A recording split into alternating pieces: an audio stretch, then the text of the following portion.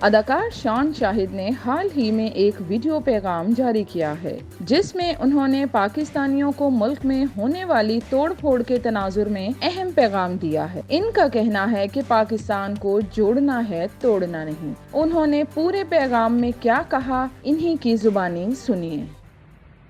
میرا دل پاکستان، میری جان پاکستان، میری شناخت کا مان پاکستان۔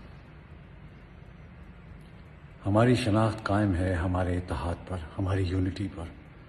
اگر آج ہم اپنی یونٹی کھو دیں گے تو ہم اپنی شناخت کھو دیں گے۔ یہ وقت ہے کہ ہمیں پاکستان کے جھنڈے کے تلے ایک ہونا ہے۔